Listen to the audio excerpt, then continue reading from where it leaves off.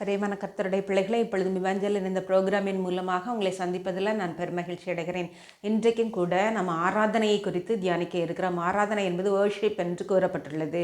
பிரியமான கர்த்தருடைய பிள்ளைகளை நாம் மகிழ்ச்சியோட கர்த்தருக்கு ஆராதனை செய்ய வேண்டும் என்று சங்கீதங்களின் புஸ்தகத்திலே நாம் எழுதியிருக்கிறதை காணலாம். பிரியமான கர்த்தருடைய பிள்ளைகளை நம்முடைய வாழ்க்கையே மகிழ்ச்சி உள்ளதாக இருக்க வேண்டும். அப்படி ஏன் நாம் ஆண்டவரை ஆராதிக்க வேண்டும் என்று ஆண்டவர் விரும்புகிறார். இவ்வுலக பாடு என்னை என்ன செய்திடும், அவ்வுலக வாழ்வுக்கான காத்திருக்கிறேன் என்று நாம் பாடுகிறோம் அல்லவா.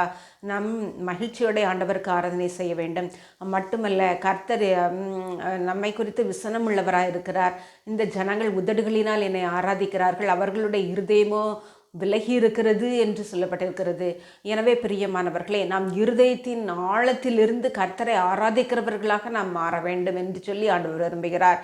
உன் தேவனாகிய கர்த்தரை பணிந்து கொண்டு அவர் ஒருவருக்கே ஆராதனை செய்வாயாக என்று வேதம் கூறுகிறதை நாம் காணலாம். மட்டுமல்ல பிரியமானவர்களே, வேதம் என்ன கூறுகிறது? அப்படி இருக்க சகோதரரே, நீங்கள் உங்கள் சரீரங்களை பரிசுத்தமும் தேவனுக்கு பிரியமான ஜீவ பலியாக ஒப்பு கொடுக்க வேண்டும் என்று விரும்புகிறேன் என்று ஆண்டவர் சொல்லுகிறார் அல்லவா.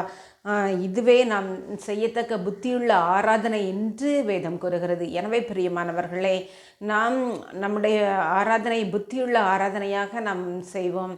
தேவனை மகிமைப்படுத்துவோம். ஜெபிப்போமா?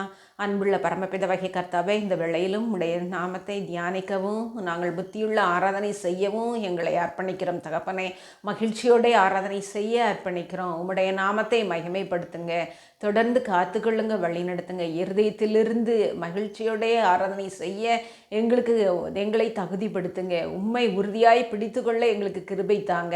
இயேசுவின் நாமத்தில் ஜெபிக்கிறேன் நல்ல பிதாவே, ஆமேன்.